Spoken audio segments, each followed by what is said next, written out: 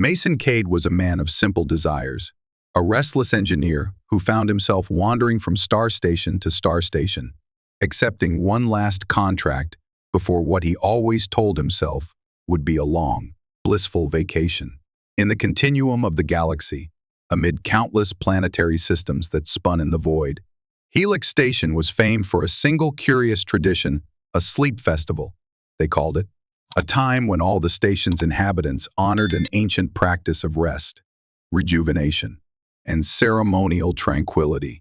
Mason had arrived weary beyond words, burdened by months of non-stop labor, repairing faulty engines on a cargo freighter bound for the Outer Rim. He felt that if there was one place in the universe where he might find genuine respite, it would be here, in a station that prided itself on letting people sleep in specially designed pods, cultivated with gentle atmospheric conditions. Rumor had it the pods were of alien origin, discovered long ago, and integrated into the station's daily life. As a man who understood mechanical engineering more than any cultural nuance, Mason never thought it would be more than a chance to close his eyes and awaken renewed.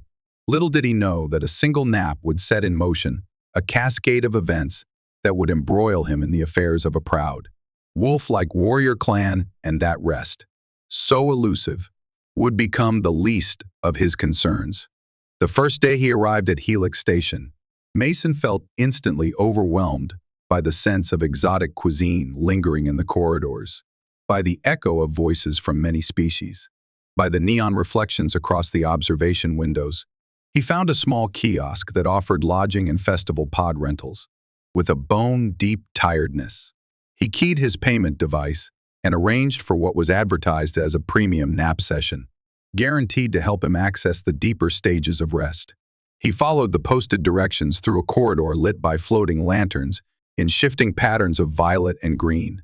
Others passed him wearing thick blankets or carrying pillows, giggling softly, as if sleep were a sacred, playful ritual in this corner of space. Helix Station had a distinct charm. It was a swirl of cultures, technology, and tradition all in one. Within minutes, Mason arrived at an open archway leading into a softly lit chamber. A local assistant, presumably a caretaker for the pods, pointed him to one shaped like a tall oval capsule. Inside the capsule was an adjustable recliner seat. A gentle hiss accompanied the opening of the hatch, and a faint waft of lavender-scented air brushed his face. Mason yawned, checking the readouts. The caretaker tapped a few controls on the station's panel, confirming that everything was properly set for a restful 3-hour nap.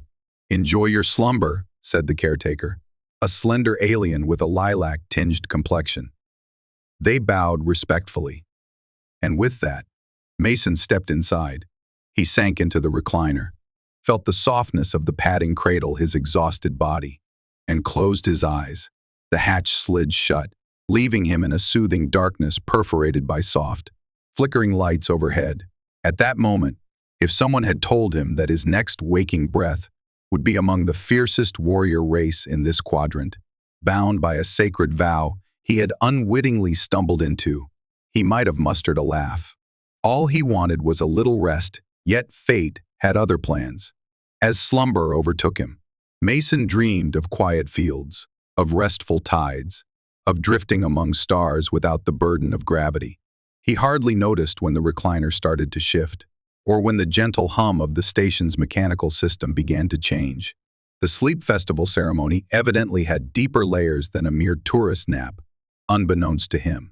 The caretaker had made a critical error in scanning the station's assignment system, sending him to a specialized, rarely used bonding pod that the Lorani clan had reserved for their traditional rites. The pods were older than the station's typical units, featuring an intricate biological scanning apparatus that was rumored to facilitate resonance between prospective mates. Humans were not generally included in that arrangement. 3 hours passed like a blink. The system, working in ways it had been programmed to do centuries ago, scanned Mason's biological structure, sending pulses of energy that resonated with a second occupant in a neighboring pod.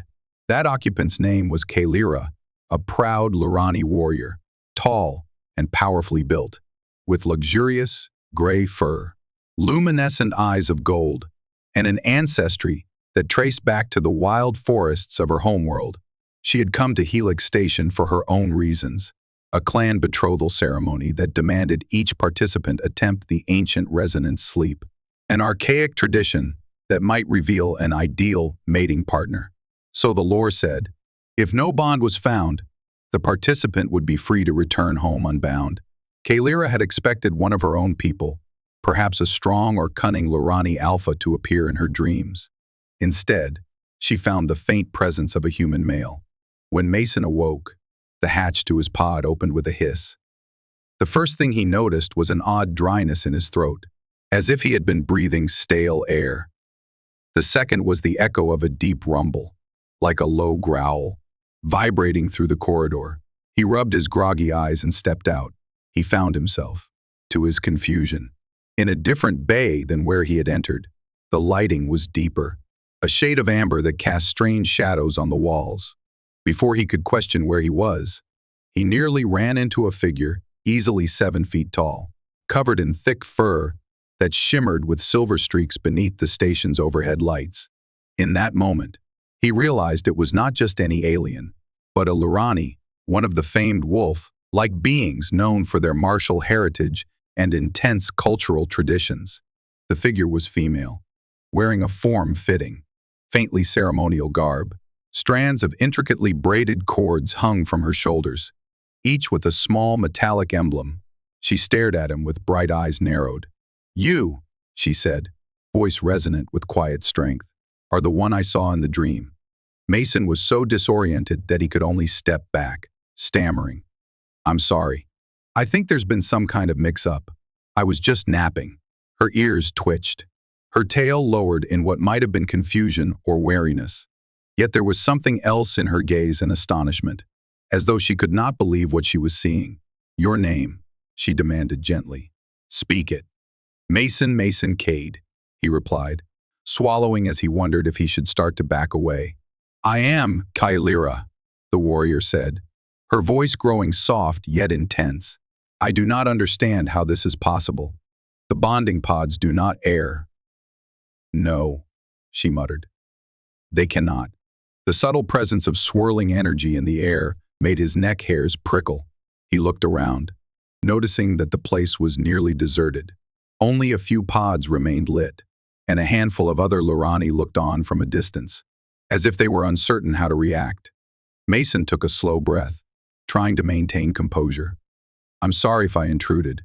I honestly just wanted a nap," he offered, attempting a polite half-smile that usually disarmed any confusion in a typical scenario. It hardly seemed to register. Kaelira took a step closer, even in that moment of tension. Mason found her presence oddly magnetic. She projected a dignified bearing that suggested discipline, warrior's pride, and something else, an undercurrent of vulnerability or surprise. She spoke with measured tones. "You stand in the place of my clan's sacred test. The resonance indicates a potential bonding match." Mason blinked, certain that the caretaker back at the kiosk had put him in the wrong place. He could almost picture that lilac-faced attendant fumbling with the station's console, sending him on the strangest misadventure of his life. Before he could formulate a response, a guttural roar echoed from the far end of the corridor. Another Lorani stepped out of the shadows, tall as Kaelira but broader, with fur that was black as the void and a menacing, hackles-raised stance. His eyes fixated on Mason, lips drawn back in a sneer that revealed sharp canines.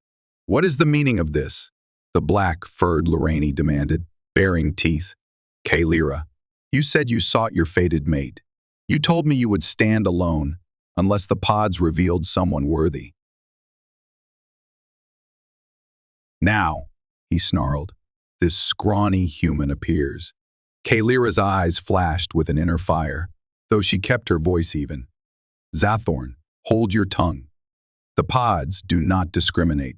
If it recognized a bond, then it is so." Zathorn's glare fell upon Mason. "This must be an error," he growled. "A glitch in the ancient technology, or a sabotage." I refuse to believe that a mere human would be recognized as your perfect mate. Mason tried to step back politely, lifting his hands in a universal gesture of no harm intended. I'm just as surprised as you, he said, voice shaking with confusion.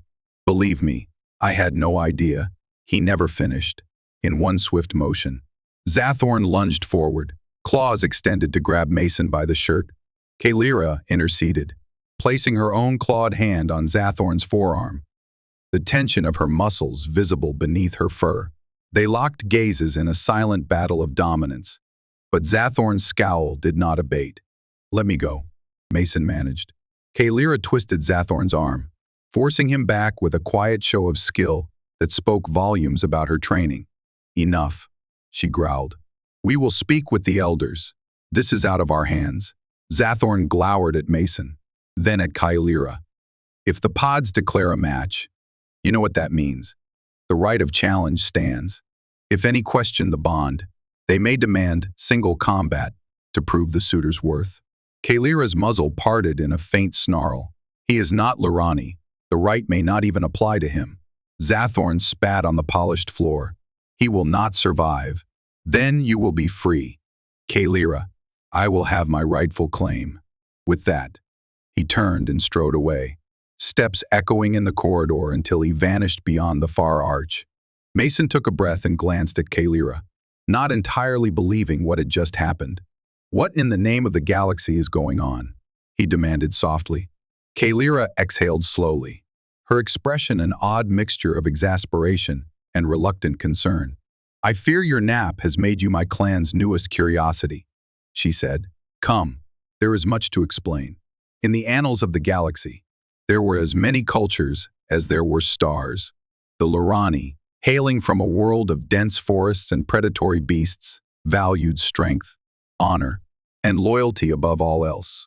Over time, their clan-based hierarchies developed traditions that outsiders found cryptic.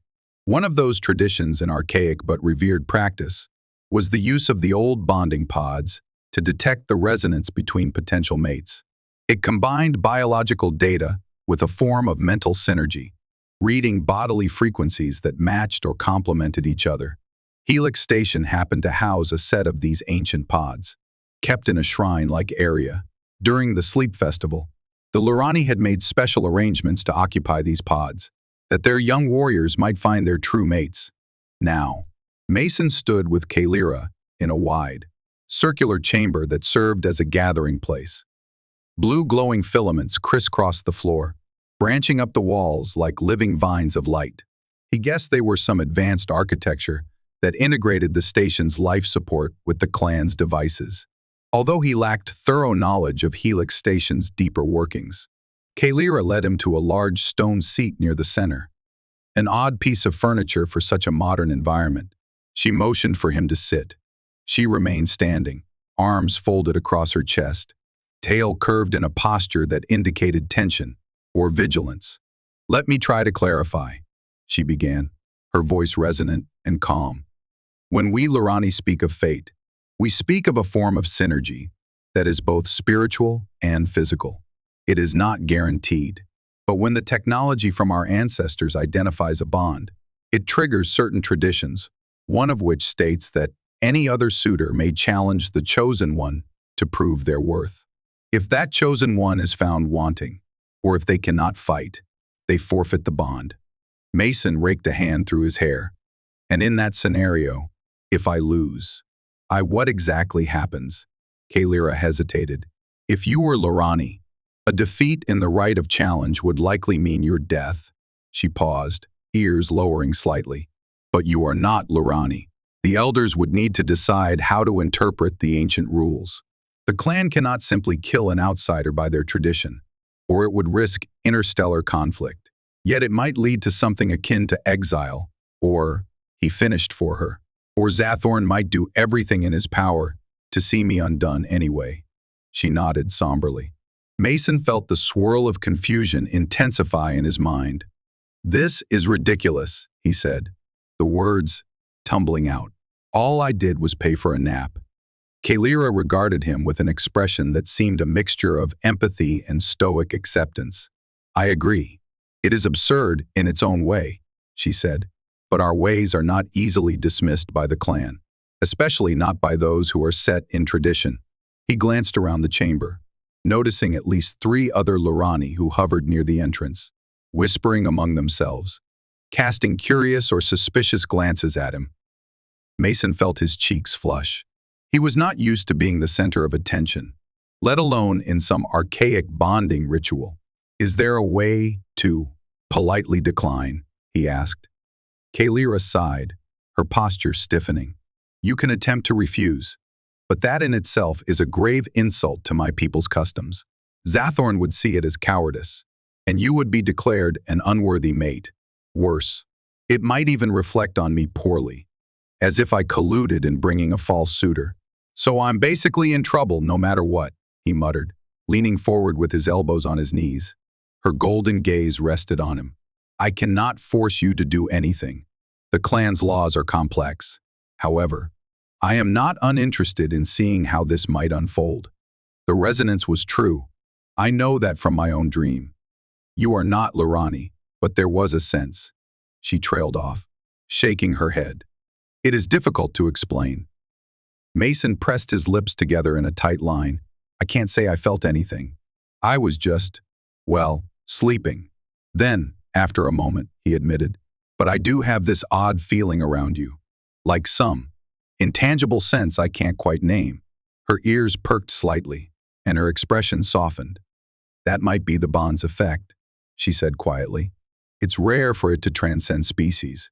The old records hardly mention such a scenario. But the resonance pods are said to be universal in scope. They measure certain biological and psychological patterns without prejudice. Mason looked up at her. As an engineer, he knew there were some technologies advanced enough to accomplish incredible feats of scanning, but he could not entirely swallow the idea that a piece of hardware, however ancient, could so definitively pair him with a Lorani warrior. Yet the tension in the air, the subtle thrill coursing through his veins when he locked eyes with her, was hard to dismiss. This is insane, he sighed. I guess we should speak to these elders, or someone in authority. Kaelira inclined her head. Agreed.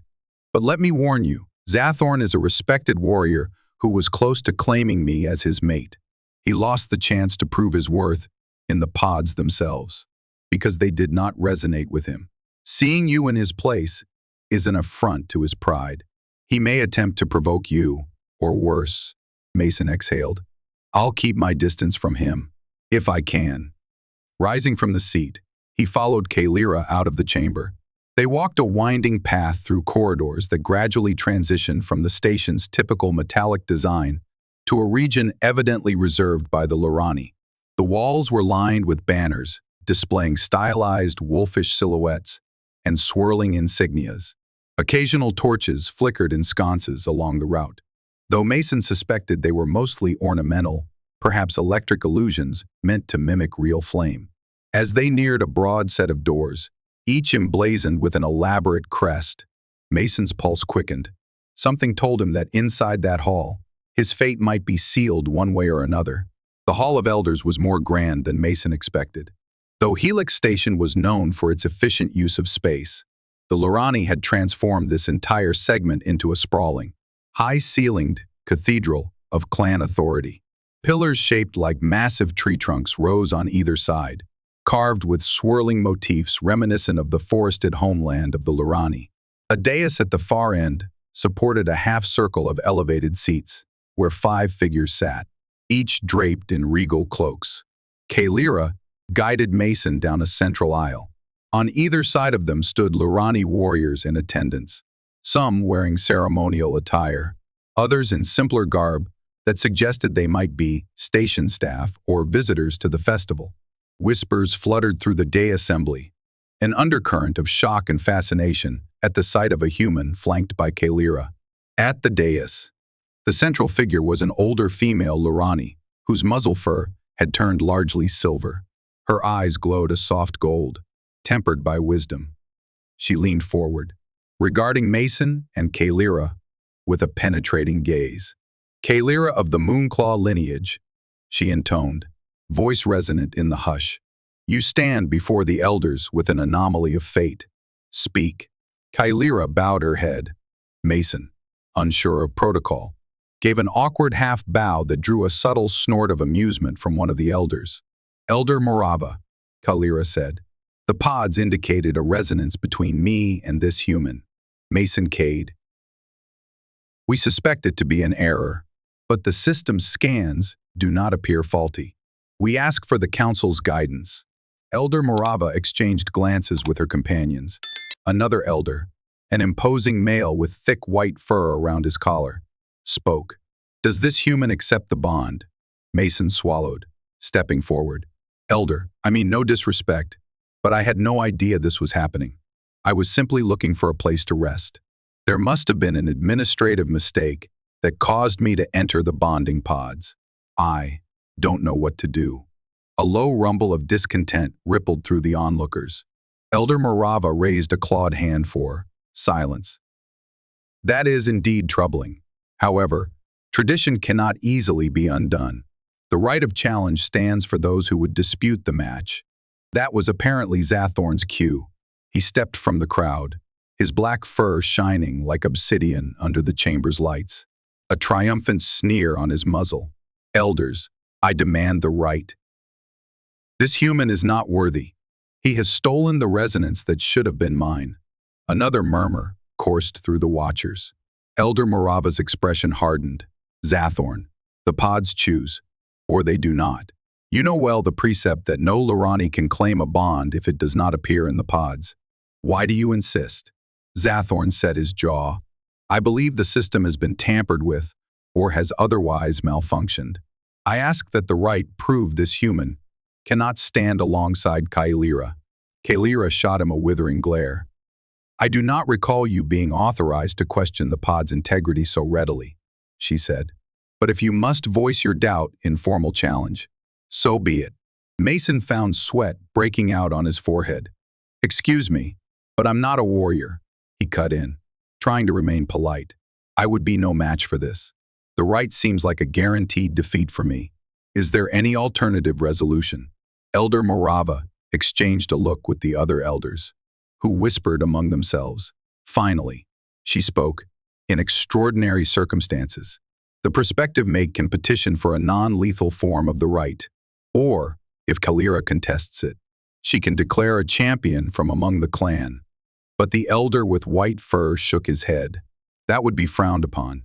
Elder, our traditions hold that a chosen bond proves one's devotion by facing the challenge personally. Zathorn's grin widened. So it is decided. We shall face each other. Human. Mason's heart pounded. When? Exactly. Zathorn's eyes gleamed with savage delight. Tomorrow morning, in the arena of branches. Let us see how you fare after a night to prepare. He turned on his heel and stalked away, leaving Mason standing in the center of a swirling sea of Lorani stairs. Elder Morava sighed, regarding Mason with a trace of pity. You are an outsider in our ways, yet the clan's tradition is strict. If you choose to flee, we cannot stop you, but it would be a mark of shame upon Kaelira, and possibly lead to reprisals if Zathorn decides your flight is dishonorable. The clan might hunt you if they judge you a deserter, though I hope it will not come to that. Mason looked down, fists clenching. This was the most surreal predicament he had ever experienced. He slowly raised his head, eyes meeting Kaelira's. Something in his chest tightened at the concern he saw in her gaze. I won't run, he said, words trembling just slightly. But I don't fancy my chances in a fight against a wolf-like alien with claws, teeth, and who knows what else. Kaelira bowed once more to the elders. We ask permission to consult with the station's authorities. This human is under no oath to abide by Lorani law. He is not a citizen of our clan. Elder Morava nodded thoughtfully. You have our leave, but the right stands unless it is rescinded by mutual consent. That concluded the hearing. The elders rose from their seats, departing in a quiet procession. Mason and Kaelira were left to exit the hall under the watchful eyes of the crowd. He could sense the speculation in every glance. The silent question. How could a human be chosen by the ancient system to bond with a Lorani warrior? Outside, Kaelira led him down an alternate corridor. Fewer bystanders lingered here, offering them a sliver of privacy. Mason swallowed the lump in his throat. "I'm in over my head," he confessed, voice cracking. "I can't fight Zathorn. He'll tear me apart." Kaelira shook her head slowly, arms crossed. "Perhaps not so easily," she said. "With some training, you might stand a chance. You are an engineer, are you not? Maybe you can improvise." Mason almost laughed at the absurdity. "What? Build a laser sword overnight? I doubt the elders would let me use advanced weaponry anyway." She shrugged, her tail swishing in agitation. "This is not a fight to the death, presumably. The elders know we are in a precarious position with interstellar relations. Although the rite can be brutal, it can also be a test of cunning, endurance, or skill. Lurani challenges typically involve some form of physical competition, but not always lethal force. You may be able to earn respect by showing resourcefulness." Mason took a deep breath. "Okay, so you suggest that I go through with the fight, do what I can, and hope to come out alive. Then, what? We're married." Kaelira's ears flicked back in slight embarrassment. "The bond is deeper than what humans call marriage," she clarified gently. "But, in essence, if you pass the rite, the clan acknowledges you as my recognized mate. That's the tradition." His mind reeled. He had come here to rest, to escape the pressures of life. Now, in less than a day, he was set to battle an alien warrior for the right to remain in a union he'd never sought. Another part of him whispered that maybe fate was weaving a tapestry beyond his comprehension. Kaelira, for all her fierce demeanor, did not appear eager to discard him, and so he found himself at a crossroads. The next morning would bring the arena of branches, and with it, a confrontation that might alter his path forever. That night, Helix Station's artificial skylighting dimmed to simulate a restful cycle, even for those who seldom slept in standard circadian rhythms. Mason sat in a cramped workshop on one of the station's engineering decks. Invited there by a sympathetic half-mech technician he had met while searching for some advantage, the workshop was cluttered with half-finished drones, spools of wiring, and circuit boards strewn across metal tables. Kaelira stood guard near the entrance, arms folded. The Lurani usually did not mingle too closely with station staff, but they had no official restrictions. Mason thumbed through a battered handheld device that displayed some rudimentary scans of Zathorn, courtesy of an illicit tap into the Lurani's medical records. He frowned at the data. The Lurani possessed dense musculature, heightened reflexes, plus an adrenal system that ramped them into near berserker states under intense duress. In close quarters, a human was at a huge disadvantage. "You sure you want to go through with this?" asked the half-mech technician, named Gax. His metallic eye whirred softly as it focused on Mason. "The Lurani aren't pushovers. I've been in the station's ring a few times, made bets on them. They break bones like toothpicks," Mason grimaced. "I have little choice. If I back out, I don't trust Zathorn not to hunt me down, at least with the formal right. I have the clan's laws preventing a murder." "Fair enough," Gax conceded. "So you want some cunning trick up your sleeve." Mason rubbed his temples, preferably. "But it must not be something that violates their code or is so obviously cheating that they disqualify me." Gax grinned, revealing a row of shining metal teeth replacements. "We might rig up a small defensive device, something that harnesses a personal shield generator, or an electroshock system." Mason perked up. "A shield generator would be helpful, but can it be discreet?" Gax rummaged through a cluttered shelf, eventually returning with a palm-sized disc. "This old prototype might do. It's meant to be worn on the forearm and can absorb a few hits from a melee weapon before shorting out." Mason turned it over in his hands. "We'd need to calibrate it for Lurani energy frequencies. If they suspect advanced shielding, they might call foul."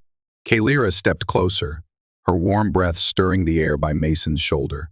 "The rite typically allows light armor or personal defensive gear, as long as it is not a lethal advantage. Shields are borderline, but if it's minimal, you might get away with it." She studied the device in Mason's hand, nodding. "Yes, If it only wards off a few strikes, that might be permissible. Zathorn will likely rely on brute strength or standard dueling weapons. He'll expect you to break in the first exchange.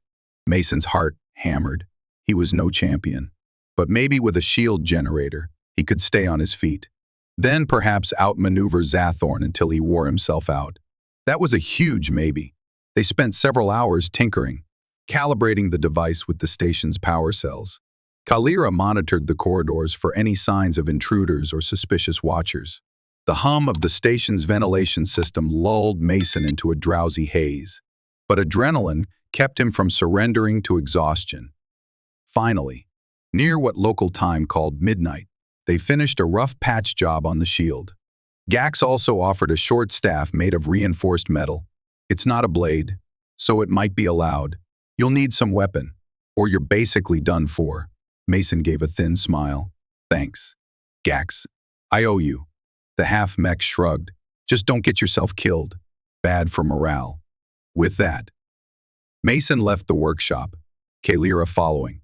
They navigated the station's quieter corridors until they reached a small set of private guest quarters.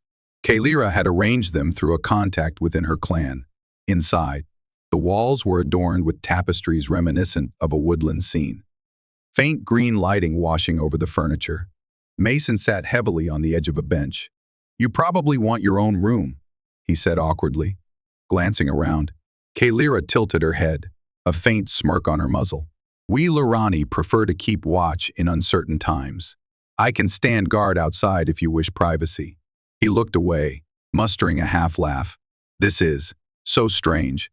Yesterday, I only cared about an uninterrupted nap. Her ears flicked. Our paths are seldom predictable. I'm sorry your rest was cut short by this ordeal.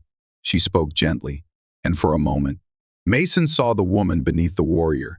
He found himself wanting to know more about her story and her clan. But words failed him. Overshadowed by the looming challenge, he nodded, releasing a weary sigh. I'll try to sleep, though I doubt it'll be restful.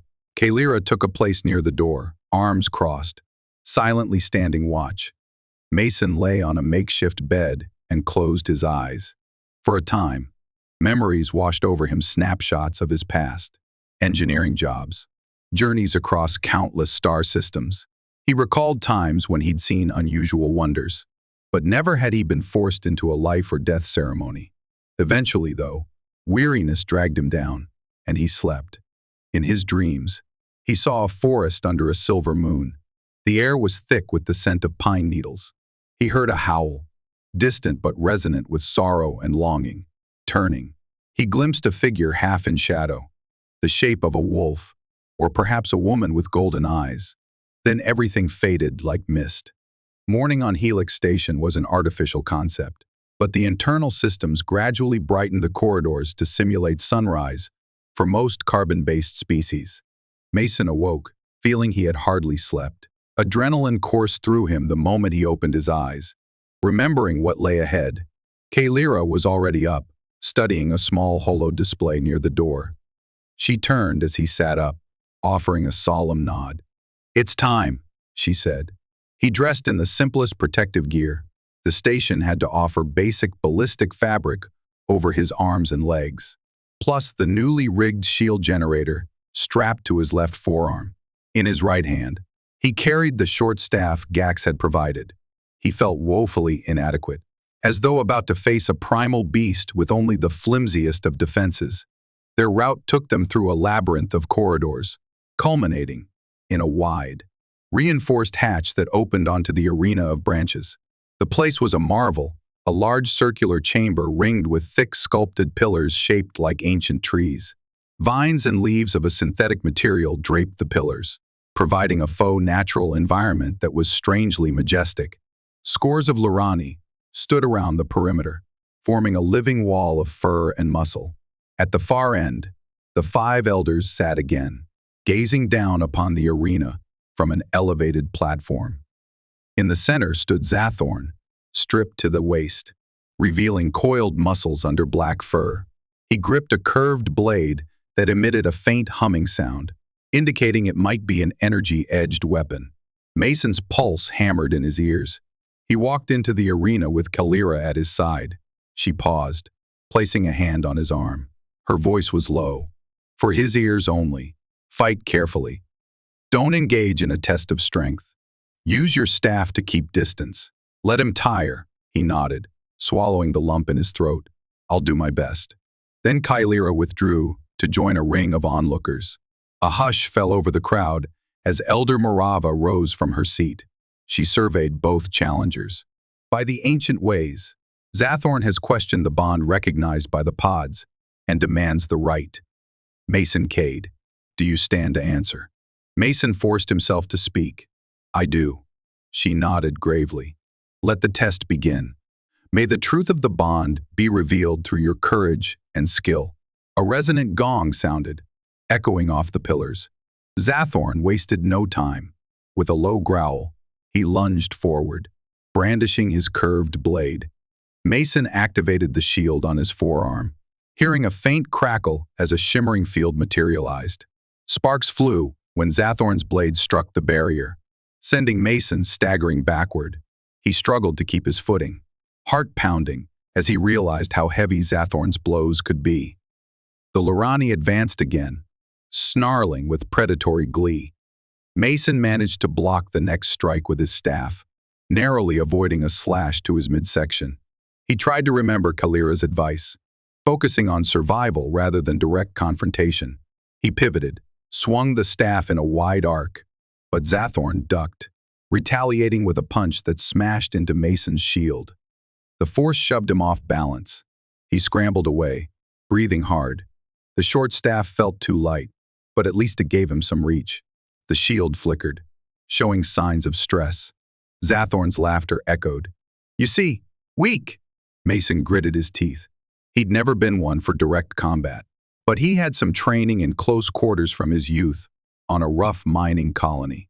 He recalled a few moves that might help. He ducked a powerful slash, stepping inside Zathorn's reach and jabbing the staff upward, catching the Lurani under the jaw. The impact staggered Zathorn momentarily. A surge of exhilaration coursed through Mason. He had landed a hit, Zathorn growled, spinning with a sweep of his blade that Mason barely deflected. The staff vibrated violently in his hands, nearly wrenched from his grip. Mason retreated again, weaving between the pillars to break Zathorn's line of attack. The black-furred warrior followed, snarling with mounting fury. A circle of watchers parted to give them space. The vines overhead rustled with the station's ventilation, adding an eerie sense of nature to the mechanical environment. Mason tried to calm his breathing, aware that each second he stayed alive might inch him closer to an opening. Another slash came. He raised the shield, but the generator sputtered. Sparks flew, and with a final pop, the shield fizzled out. The device had reached its limit. Zathorn saw it and sneered, baring fangs. No more tricks. Human, he spat, lunging forward. Mason felt the bite of the blade graze the side of his ballistic sleeve. The cloth smoldered. He retreated, and Zathorn followed, slashing wildly to corner him. Mason's staff whirled in a desperate parry. If the staff were not reinforced, it would have been cleaved in two. In the stands, Kaelira watched intently, fists clenched. Mason had no illusions about her concern if he fell now. Her place in the clan would be jeopardized. Perhaps more than that. She did not want to see him killed or maimed, summoning what little nerve remained. Mason twisted away from another overhead strike, letting the blade slam into the trunk-shaped pillar. Sparks erupted where the energy edge met the synthetic bark. He thrust the staff into Zathorn's ribs. The Lurani let out a pained hiss, staggering momentarily. Yet the tide turned quickly. Zathorn recovered, swiping the blade low, knocking Mason's feet out from under him. He crashed to the ground with a grunt, staff clattering away. A collective gasp rippled through the crowd. Zathorn stood over him, chest heaving. You fought better than I expected, he snarled, pressing the tip of the blade to Mason's throat, but not well enough. A hush swallowed the arena. Mason's mind raced. He lay pinned under that lethal edge, with no shield, No staff. No recourse. Desperate, he locked eyes with Zathorn. "Go on then," he spat back, voice raw. "Do you want to kill me in front of the entire clan? Will that prove your worth?" Zathorn's blade trembled slightly. The Lurani's eyes flickered with malice, but also hesitation. Killing a man pinned on the ground might not earn him the clan's respect. Yet the right allowed him lethal force if it came to that. Kaelira's voice rang out, fierce and authoritative. "Stop. This right is not solely about bloodshed. You must allow him a chance to yield or defend himself." Zathorn. The black-furred warrior glared at her, then at the elders. Uncertain. The watchers murmured among themselves. Elder Morava's voice resonated across the hush. "Indeed, the right's purpose is to test the suitor. If your rival is beaten, he must yield or attempt a final stand." Mason exhaled a shaky breath. He had no illusions about winning if the fight continued, but a defiant spark welled up in him, fueled by the injustice of the situation. "I don't yield," he murmured. Zathorn's sneer returned. "Then you die." He raised the blade for a finishing strike. In that split second, Mason's left hand darted to a holster on his belt, where he'd stashed a small flash cartridge Gax had rigged as a non-lethal distractor.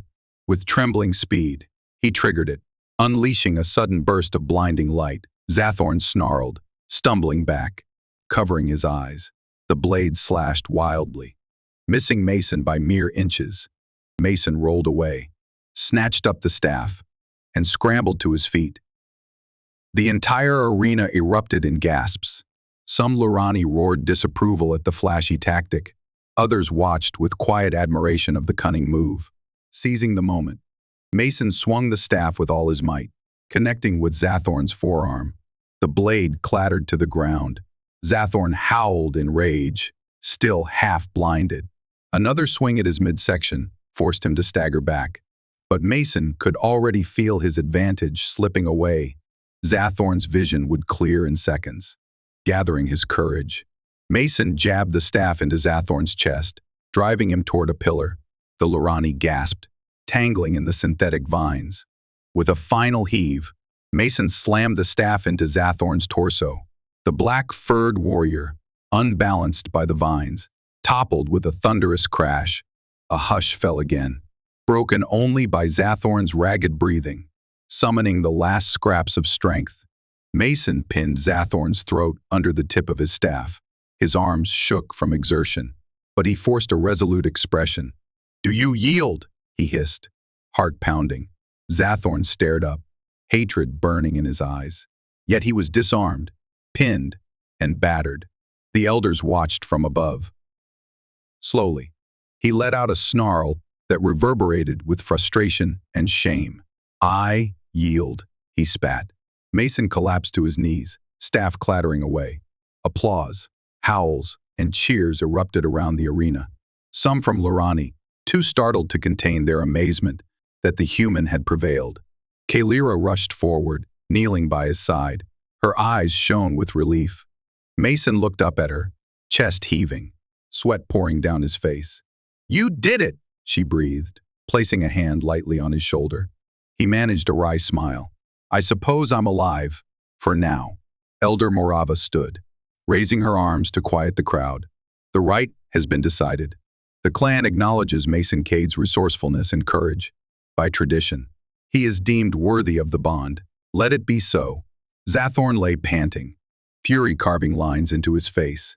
In a moment of final indignity, he threw back his head and howled, a mournful sound that resonated with wounded pride. Mason felt a pang of sympathy. Zathorn had lost not only a fight, but his claim to an esteemed warrior's bond. Kaelira helped Mason to his feet. "Come," she whispered. "You must be seen before the clan. They will want to acknowledge you." He nodded absently, mind spinning. Had he just become, in the eyes of these wolf-like beings, mated for life to Kaelira? Following the tumult of the arena of branches, Mason was whisked away by a handful of Lurani officials. His body ached, bruised from head to toe, and the adrenaline crash made him shaky. He found himself in a spacious antechamber behind the arena, guided to a seat while Kaelira and several others conferred in hushed voices. A med-tech Lurani with mottled gray fur approached him, scanning his injuries with a handheld device. "You'll live," she said curtly, applying a salve that tingled as it sped up cell regeneration. Mason offered a tired smile.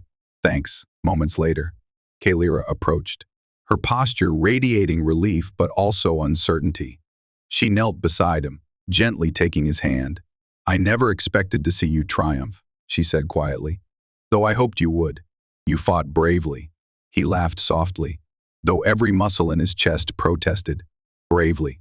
Or desperately. I got lucky." She tilted her head, a flicker of a smile crossing her muzzle.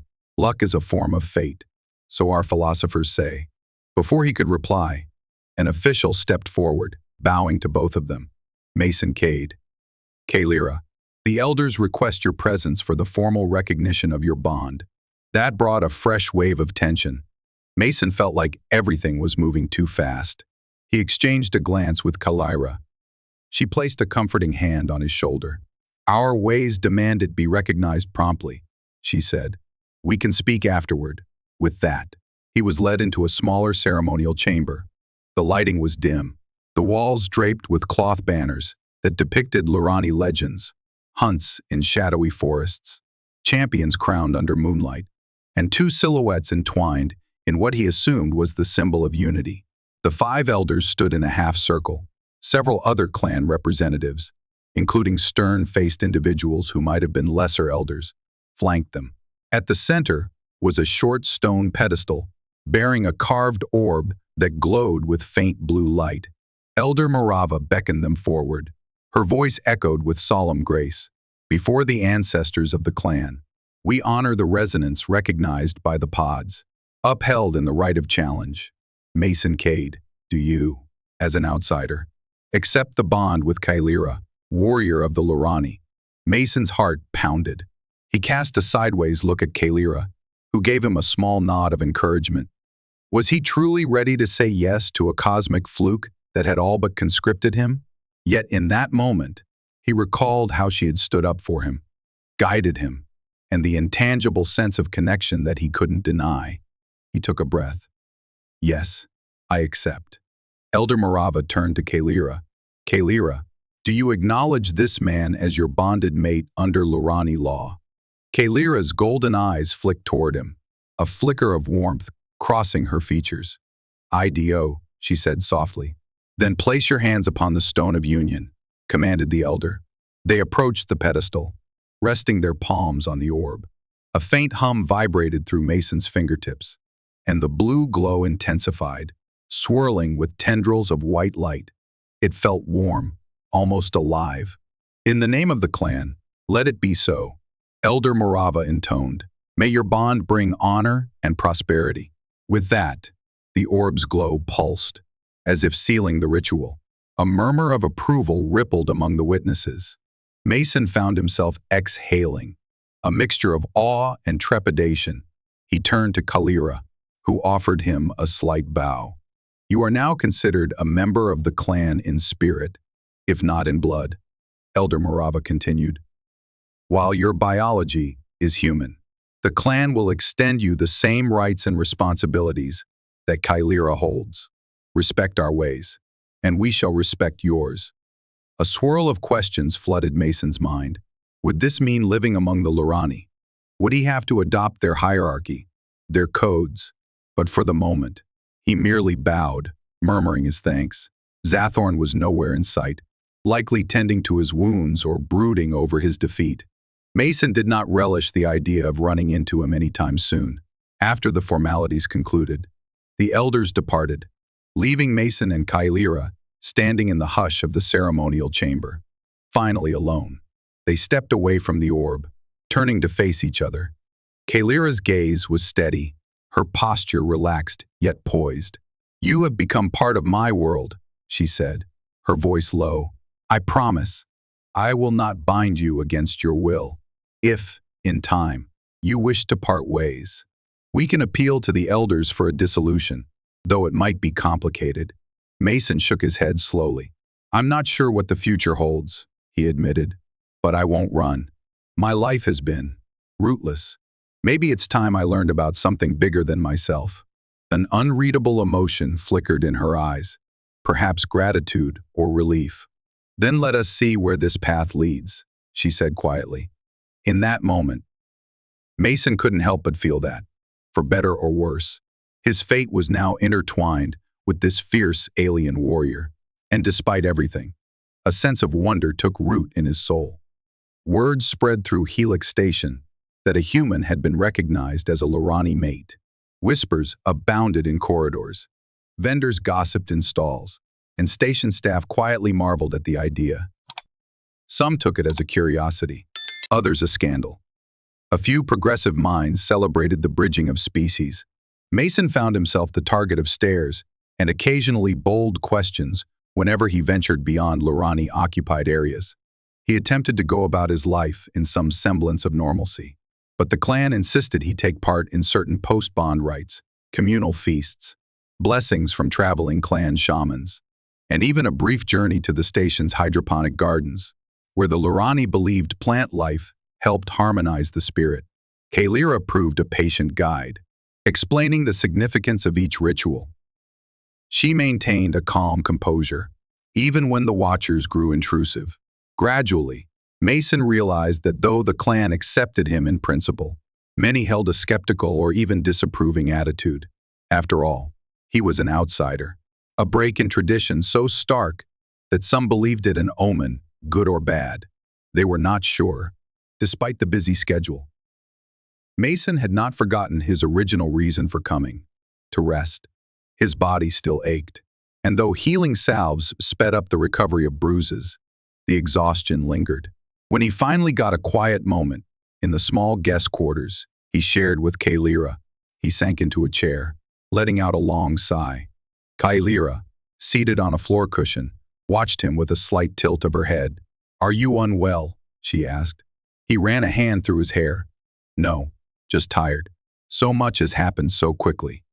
She nodded, a rueful quirk to her lips. "I know the clan can be overwhelming. We place great importance on communal events, especially after a new bond is formed. They want to see you, to judge your spirit, but you can't be forced to continue without rest." Mason gave her a faint smile. "That's good to hear. For a moment, I thought I'd be paraded around in ceremonies forever." She rose, crossing the room with lithe grace. Standing before him, she placed a hand gently on his shoulder. The warmth of her touch was surprising, comforting. "You defended the bond," she said softly. "Our ways demand the clan respect that. You can speak for your needs. If rest is what you want, I'll see to it we get some privacy." He looked up into her eyes, noticing the subtle flecks of amber around the pupils. "Thank you," he murmured, genuinely grateful. Soon after, Kaelira politely dismissed the well-intentioned clan members who had been waiting outside to whisk them away to yet another ceremony. She requested a quiet day, citing Mason's recovery. The clan members relented, albeit with some reluctance. So, for the first time since the entire fiasco began, Mason had a chance to breathe. He retreated to the quarters, letting Kaelira handle the security arrangements. He lay down on the bed, wondering if the notion of simply going to sleep again was tempting fate. A weary laugh escaped him.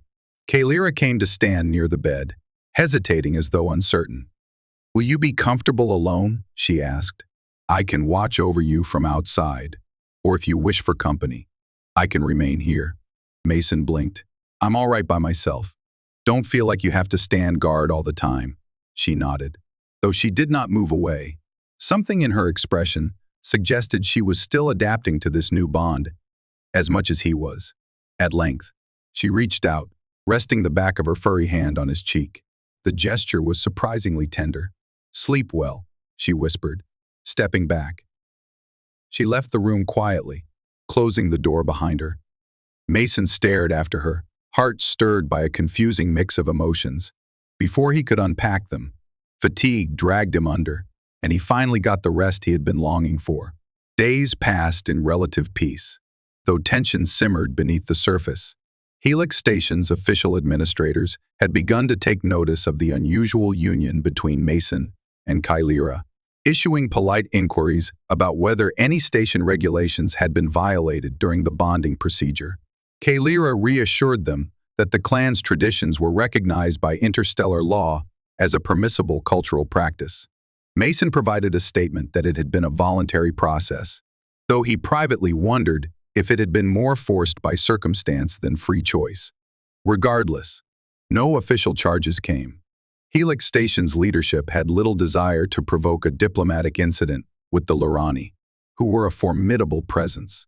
And so the curious alliance between man and wolf-like warrior continued, drawing spectators wherever they went.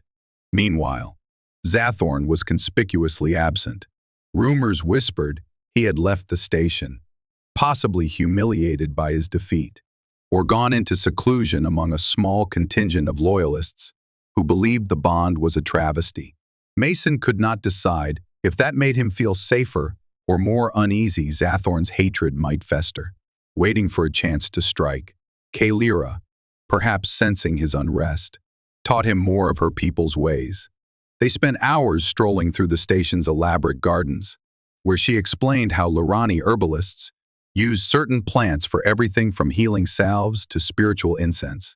In the evenings, they dined quietly, exchanging stories of their upbringings. Mason spoke of his childhood on a dusty mining colony, where he tinkered with broken machinery to pass the time. Kaelira told him of her homeworld's moonlit forests, the hunts in packs, and the elaborate rites of passage. Despite their differences, a bond of mutual respect began to grow. At times, Mason found himself genuinely captivated by Kaelira's presence. He discovered little quirks, how her ears would flick when she was amused, or how her tail would sway slowly when she was deep in thought. She, in turn, seemed intrigued by his engineering background, occasionally asking him to explain station technology or human inventions. One afternoon, they visited a part of Helix Station known as the Overlook Deck, where a giant panoramic window revealed the vastness of space. Together, they watched stars drift across the darkness. Helix Station rotating gently in orbit around a distant planet. They fell into comfortable silence, each lost in private thoughts. Eventually, Kaelira spoke, voice low. "Have you thought about what you will do, now that the clan recognizes you as my mate?" Mason folded his arms, leaning against the rail, a bit. "If your clan expected me to move to your homeworld, I'd have to think carefully about that. My livelihood depends on engineering contracts across different star systems. But maybe I could adapt." She studied him, her eyes reflecting the faint starlight. "The clan does not force all mated pairs to remain in one place. However, some measure of unity is expected." She paused, then added, "I might travel with you." The notion startled him. "You'd leave your clan behind?" She shook her head gently. "Not forever, but perhaps for a time. If you have duties that take you among the stars, I would stand by your side." That is how the Lurani see a bond: shared burdens, shared journeys. Warmth rose in his chest at her words. In many ways, she was offering a partnership that reminded him of the best romances in human literature. A genuine alliance, even though they came from different species. He reached out, placing a hand on her furred forearm. "I would be glad to have you along," he said softly. They shared a quiet moment of understanding. A hush enveloped them, broken only by the gentle hum of the station's life support. Mason realized, with some surprise, that the bond he had never asked for was beginning to feel right, or at least not entirely wrong. But that sentiment was soon tested. For in the days that followed, a shadow crept across Helix Station 1 that threatened not only Mason's new life with Kaelira, but the delicate equilibrium of Lurani-human relations as well. It began with a series of unusual incidents, missing supplies from the station's cargo bays, strange readings in the power grid logs, rumors of an unidentified figure skulking through restricted areas. Mason, ever the inquisitive engineer, picked up on these anomalies while running routine checks on Helix Station's propulsion backups. He mentioned his suspicions to Kaelira, who frowned, tail bristling slightly. "Are you sure it's not just random petty crime?" He shook his head. "No, someone is tampering with critical systems." I can see the sabotage in the code. The logs are being altered to mask a pattern someone's installing hidden processes that draw power from the station's reactors. Together, they brought the evidence to the station's security chief, a reptilian alien named Braca. She reviewed the data, hissing softly. We suspected infiltration, but had no proof. This is grave news, Mason asked. Any leads on who's behind it? Braca shook her reptilian crest. Not yet. But we have reason to suspect a faction that opposes the Lorani presence here. There have been whispered threats. Kaelira's jaw tightened. You think the sabotage is aimed at my clan? Braca shrugged her scaled shoulders. Possibly. We'll step up patrols. You two should be cautious. Alarmed by the notion that a saboteur might try to incite conflict, Mason began working double time. He scoured the station's engineering decks, searching for more clues. Kaelira, for her part, mobilized a small group of Lorani warriors to safeguard the clan's sector. The tension that had been contained after the rite now threatened to erupt once more. Late one evening, while Kaelira was on patrol, Mason found himself alone in an auxiliary control room. His eyes pored over lines of code on a flickering screen, tracing the unauthorized power redirects. A sense of unease prickled at him. He heard a faint rustling behind him. Before he could turn, a firm hand clamped down on his shoulder. Looks like I've found our curious engineer, whispered a voice that grated like broken glass. Mason tried to spin around, but a second set of arms pinned him. All he could see in the reflection of the terminal was a shadowy figure wearing a cloak. Who are you? Mason managed, voice tight with fear. The figure laughed. Doesn't matter. You're meddling in things you shouldn't. He felt a needle-like sensation prick the side of his neck. Instantly, cold numbness spread through his limbs. He sagged, the world tilting precariously as he was dragged to the side. Darkness threatened to consume him, but he fought to remain conscious.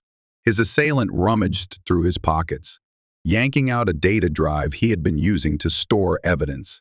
We'll take this, the voice hissed. Oh, and by the way, your furry bride won't be able to save you now. Once Helix Station's sabotage is complete, the Lorani will be blamed for everything. The treaty will crumble, and will drive them off. Mason's heart pounded, even as paralysis dulled his senses. He realized the sabotage was a scheme not just to harm the station, but to frame the Lorani. That would lead to conflict, possibly war. No, he choked out, voice barely audible. The figure smirked, though Mason could barely see him. Yes, and you'll be our scapegoat. We'll leave enough clues to make it look like the bond was a cover for infiltration. Enjoy the blame. Human. A wave of panic rose. The figure pressed something to the console. Sparks flew, and the screens went dark. Then, with a deft move, the saboteur injected a second dose into Mason's neck. Consciousness fled completely, swallowed by black oblivion. When Mason awoke, pain throbbed in his head and limbs. He tried to move, but realized his arms were bound behind him, wrists encased in some kind of metallic restraint. It took his eyes a moment to adjust to the dim lighting. He appeared to be in a small storage room, with crates stacked along the walls. A hush enveloped him, the air heavy with the scent of dust and machinery. As he struggled against the restraints, he heard a voice from somewhere nearby. Don't bother. Those cuffs are coded to your biometrics now. Mason turned his head, spotting a tall figure leaning against a crate. He recognized the black fur and scowling demeanor, Zathorn. A fresh wave of confusion and anger washed over him. You, Mason rasped. But you gave up the challenge. Why are you working with station saboteurs? Zathorn crossed his arms, glaring with disdain.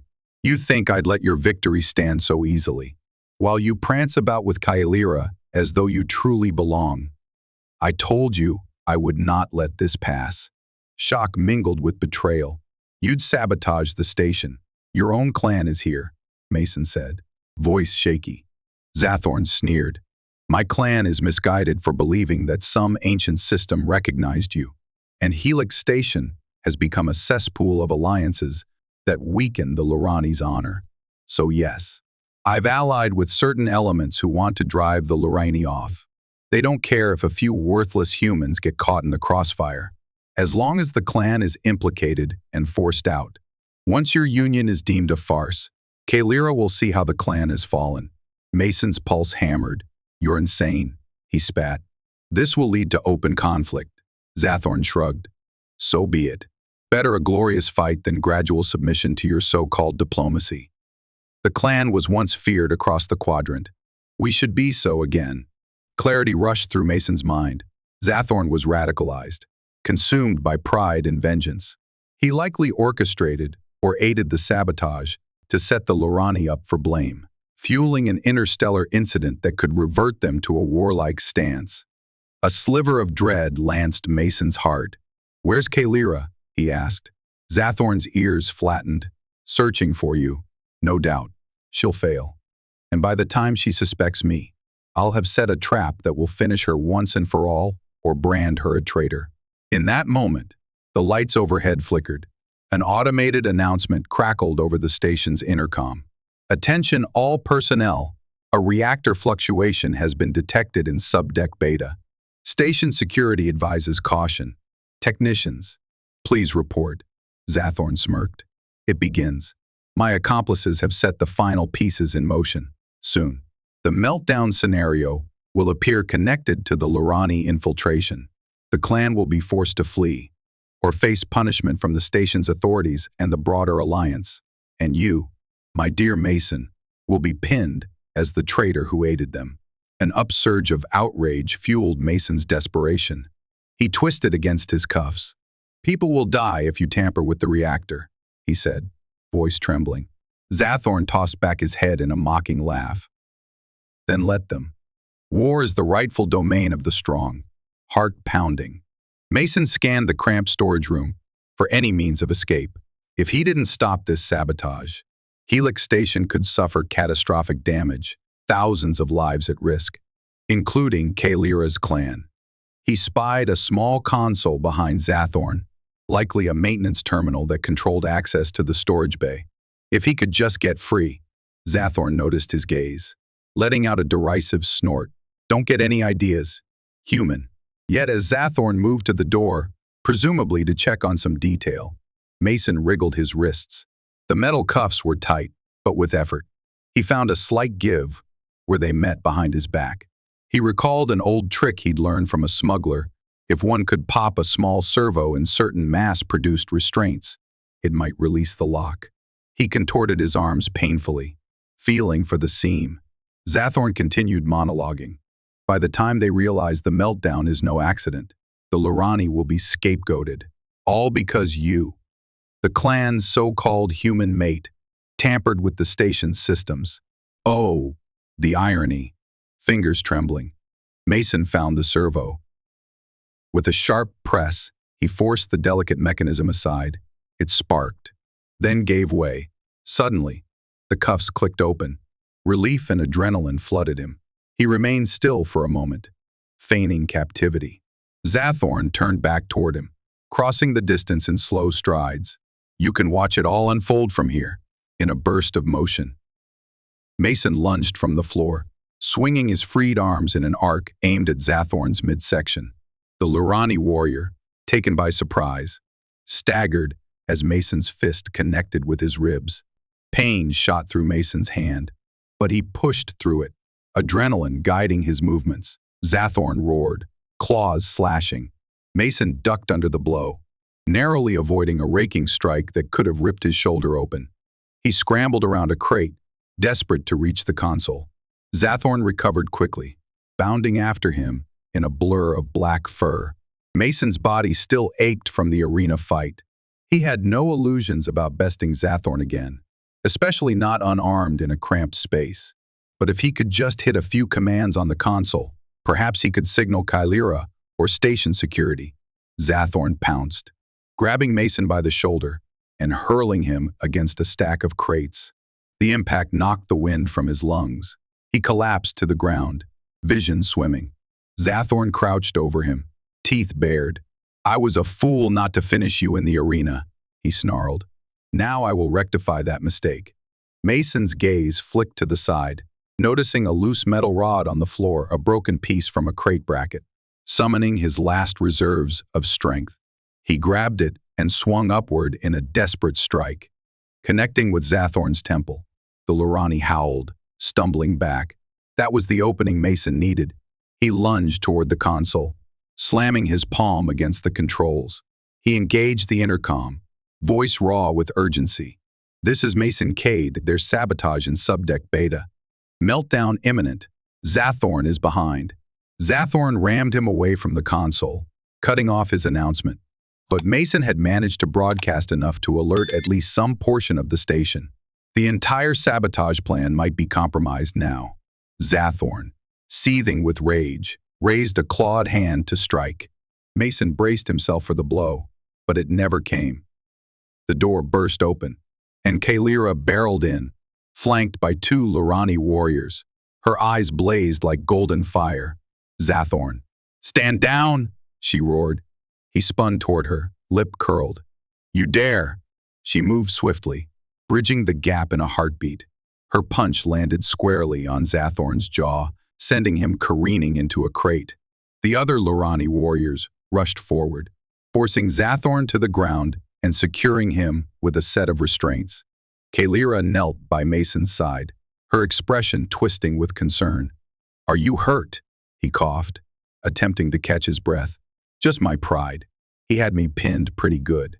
She placed a hand on his shoulder, relief evident in her posture. "We got your broadcast. The station's security is scrambling to stop the meltdown now." Mason pushed himself upright, leaning on Kaelira for support. He glared at Zathorn, who spat curses in Lurani tongue. "He and some accomplices tried to set me up," Mason explained. "They planned to frame the Lurani for the reactor sabotage. You need to warn the elders." Kaelira's ears were pinned back in anger. "They will be informed immediately.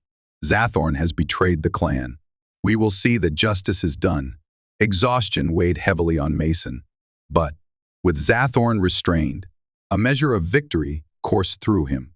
They were not out of danger. There was still a meltdown to avert, but at least the ringleader here was caught, gently. Kaelira helped him to his feet. He leaned on her, grateful for her strength. "Thank you," he whispered. "You saved me." She looked at him earnestly. "We are bonded. Mason, I will always come for you." Despite the pain, he felt a surge of warmth flood his chest. Their bond might have been forced by circumstance, but it had grown into something undeniably powerful. In the hectic hours that followed, Helix Station was thrown into a state of emergency. The sabotage to the reactor core threatened to cause a catastrophic chain reaction if left unchecked. Station personnel, assisted by the Lurani, worked tirelessly to stabilize the systems. Mason, despite his injuries, insisted on helping. He and Kaelira raced to subdeck beta, where the sabotage was concentrated. The corridors teemed with smoke and flickering lights, while alarms blared incessantly. Security officers evacuated nearby sections, guiding panicked civilians to safer areas. Braca, the reptilian security chief, met them at the threshold. "We've traced the sabotage to a cluster of relay nodes behind the reactor chamber.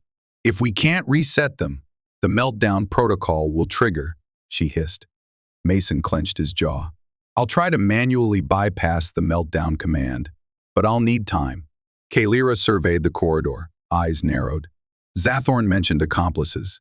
"They may still be here," Braca nodded, brandishing a stun baton. "We'll hold them off. Get to the relay."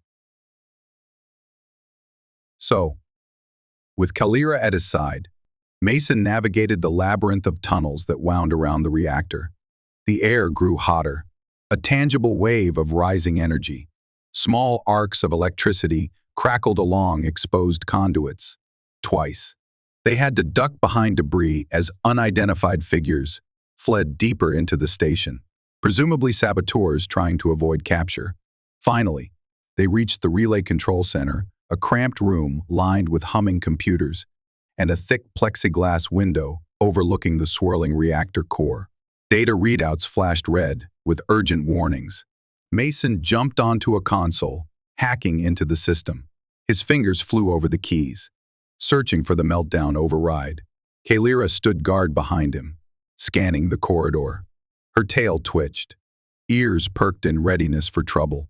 "Hurry," she murmured. "We don't have much time." Mason gritted his teeth, forced to bypass security layers. A message scrolled across the screen. Meltdown protocol engaged. 90 seconds to critical. He cursed under his breath. They've locked the override behind an encryption key.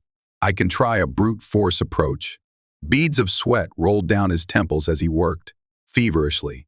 The station's temperature soared, and the roar of the reactor intensified. Kaelira glanced over her shoulder, worry etched on her face. "Mason," she said softly. He ignored the panic tightening his chest, focusing on line after line of code. He found the sabotage scripts, lines of malicious programming that forced coolant valves shut and spiked reactor output. If he could just there. With a final keystroke, he jammed the meltdown command, forcing it into a loop of self-termination. The console beeped. Override accepted. Cooling systems reinitializing. A wave of relief nearly made him collapse. Kaelira let out a soft exhale, stepping closer. "You did it," he nodded, eyes still locked on the readouts. Core temperature is dropping. Crisis averted. Outside, the station's alarms began to shift tone, indicating a stand down from red alert. Mason sagged in his seat, adrenaline drained. Kaelira placed a hand on his back, her voice gentle. "You saved us." He tried a wan smile. "Couldn't have done it without you standing guard." Footsteps thundered in the corridor. Braca entered, flanked by armed security. Her reptilian eyes flicked to the console's stable readouts. "It's over," she asked. Mason nodded. "Yes. We reversed the meltdown. The reactor is stabilizing." Braca hissed in relief. "Excellent. We've apprehended at least 4 saboteurs. They claim to be part of a fringe group that wants the Lurani gone, but their plan just backfired." She nodded to Kaelira. "Your clan's help is noted and appreciated." Kaelira acknowledged her with a respectful dip of the head. "We only wish for peace here." With the immediate danger quelled, station crews worked on repairs, while security rounded up any remaining conspirators. Zathorn, they learned, had been placed in a holding cell, stripped of clan rank by order of the elders. The sabotage ring's plot to blame the Lurani had crumbled, exposing them as the true culprits.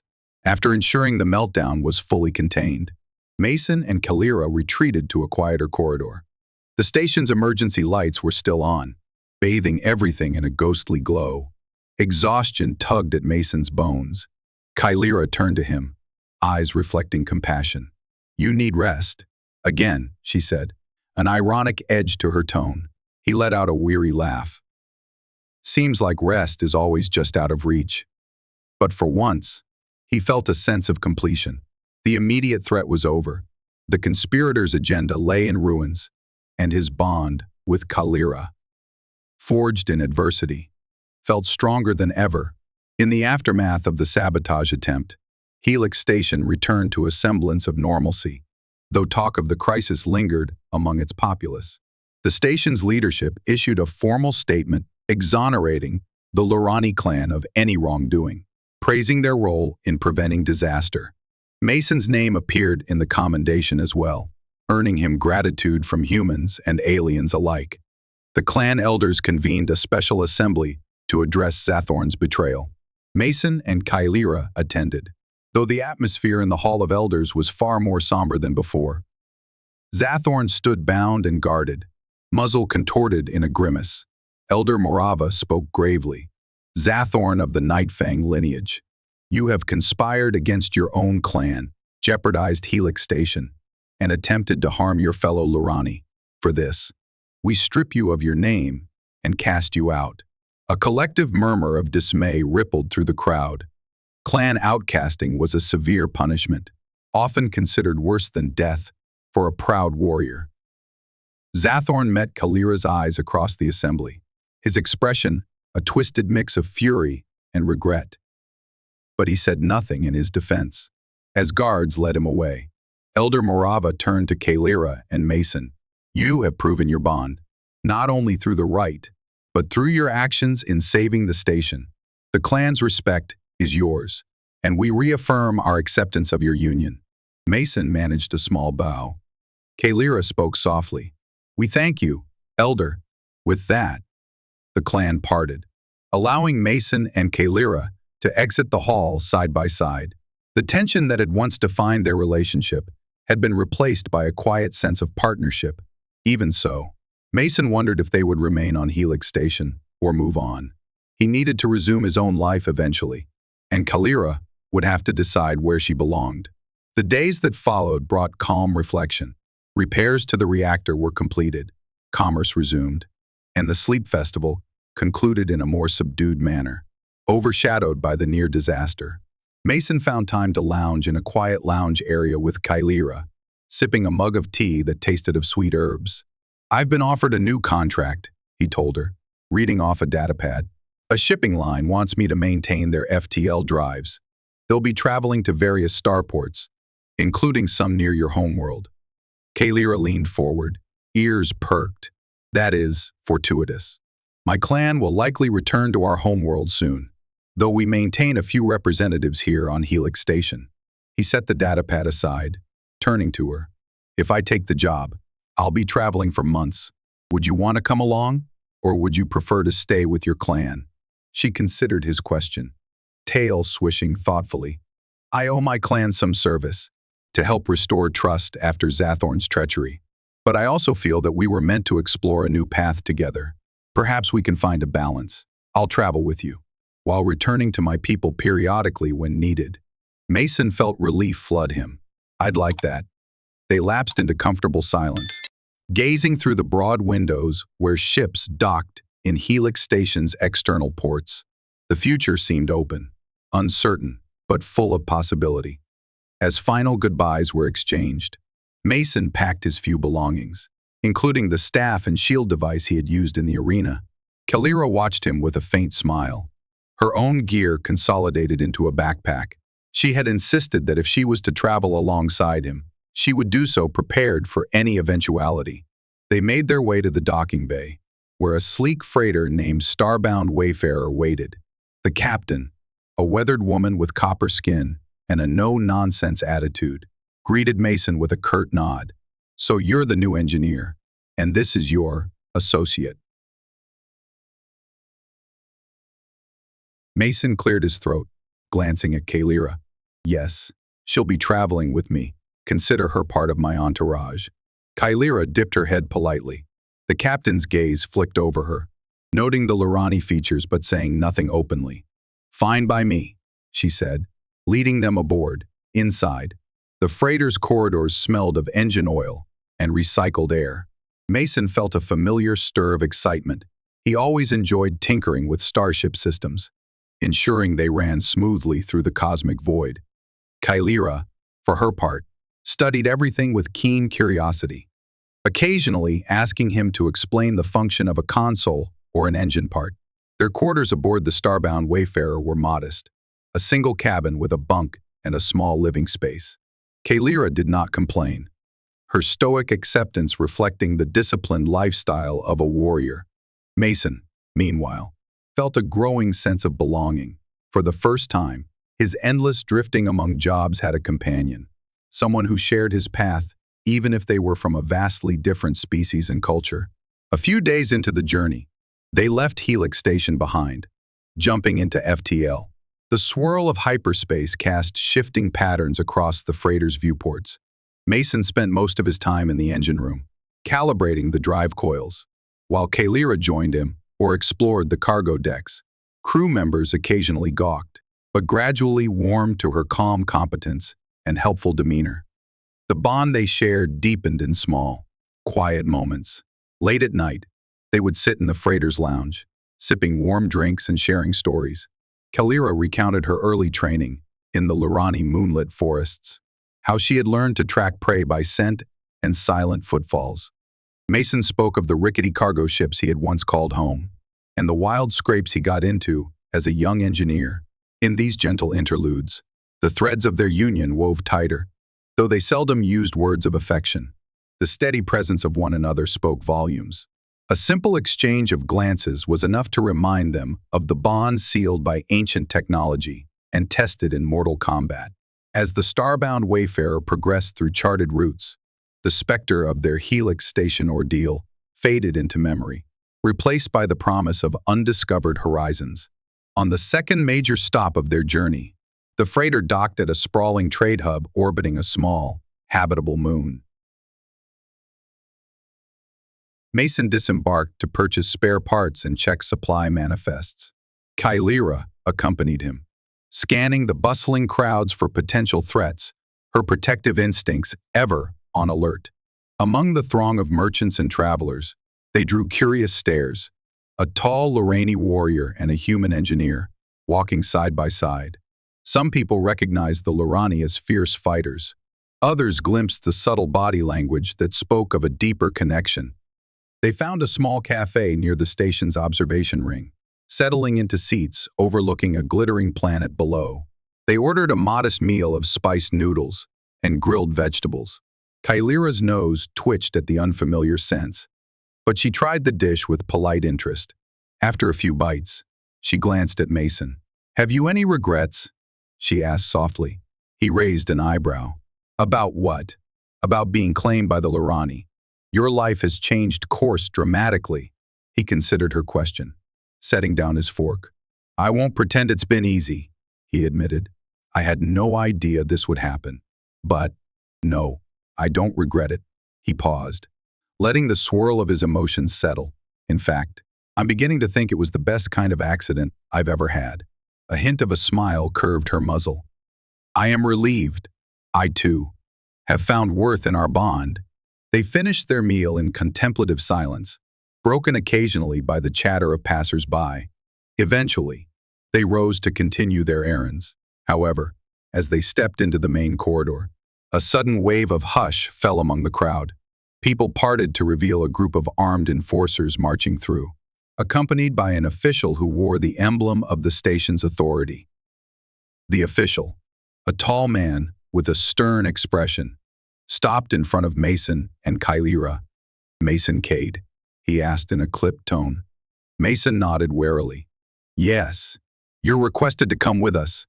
There's an investigation pending concerning your involvement in the Helix Station sabotage." Kaelira tensed, ears flattening. That matter was resolved. Mason was commended, not accused. The official's face remained impassive. "We received new evidence suggesting you had a hand in it. After all, we need to ask some questions." A murmur swept through the onlookers. Mason's stomach clenched. "This is ridiculous. I helped stop the meltdown." The official's guards leveled their weapons. "I suggest you cooperate," Kaelira growled softly, muscles coiling. Mason placed a hand on her arm. "Easy. Let's see what this is about." Reluctantly, they allowed the guards to escort them to a security office. Tension mounted with each step. Were the saboteurs or Zathorn's associates still scheming to frame him? Had some fabricated evidence found its way into official channels? In a stark interrogation room, they faced a panel of station authorities who presented doctored logs, purporting to show Mason accessing the meltdown protocols. Mason recognized the manipulations from a mile away, but proving his innocence was another matter. "We have statements from witnesses claiming you tampered with reactor schematics," one official said. Mason's jaw tightened in frustration. "Those are lies. I broadcast the warning that led to the meltdown's prevention. Yet these logs show you installed code to accelerate reactor overload," retorted another. Kaelira slammed a hand on the table, claws scraping. "Those logs are falsified. We encountered similar tampering at Helix Station. My mate speaks the truth." A heavy silence fell. One of the officials raised an eyebrow. "Your mate? So you are the Lorani who forced Helix Station into that fiasco?" Kaelira bared her teeth. "We forced nothing. It was Zathorn's doing." At that moment, the door opened, admitting a new figure, Braca, the reptilian security chief from Helix Station. She crossed the threshold with measured steps, brandishing official documents. "Pardon me, but I have the real logs from Helix Station, properly verified. Mason Kade is a hero, not a saboteur. Relief flooded Mason. Braca. She gave him a curt nod. Some of the saboteurs fled Helix Station and tried to continue their conspiracy here. We tracked them. They manufactured these bogus reports. She tossed a data stick onto the table. Compare your alleged proof with these unaltered archives. The station authorities exchanged glances, tension sizzling in the air. After a few minutes of cross-checking, they looked up, visibly abashed. It appears we were misled. We apologize. Mr. Kade, you're free to go. Kaelira relaxed her posture slightly. Though her eyes still smoldered with anger, Mason exhaled, letting the tension drain from his shoulders. Thank you, Braca. We owe you one. The reptilian nodded. Helix Station owes you.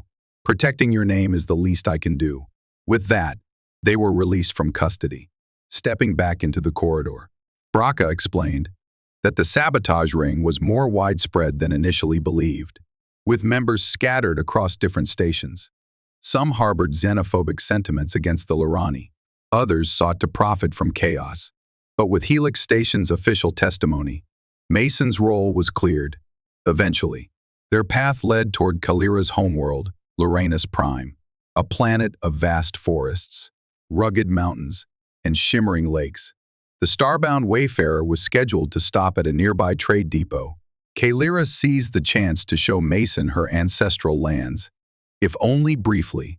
As the ship descended into orbit, Mason gazed through the cockpit's windows. A sea of emerald treetops spread across the horizon, broken by winding rivers. Pale sunlight glinted off snowy peaks in the distance. He felt a flutter of anticipation. He had never visited such an unspoiled environment, having spent most of his life on industrial stations or dusty colonies. The moment they touched down on a small landing pad near Kaelira's clan settlement, he could sense the raw, natural energy of the planet. The air, when the hatch opened, was rich with earthy scents and crisp oxygen. Kaelira stepped onto the soil, inhaling deeply, her tail swishing with evident happiness. Home, she murmured, turning to Mason with a smile that showed a glimpse of her pointed canines. Come, I'll show you our territory. They hiked through a lush forest trail, flanked by towering trees with bark the color of twilight. Flocks of winged creatures darted overhead, their calls echoing in the canopy. Occasionally, Kaelira stopped to point out a plant or a hidden path. Mason marveled at her skill, her entire being at ease in this environment. At length, they arrived at a cluster of wooden lodges built seamlessly into the forest, their architecture blending with the natural surroundings. Kaelira led him to a large central lodge.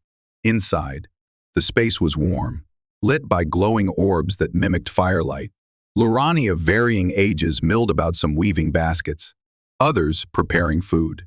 Many paused to greet Kaelira with respectful nods or curious glances.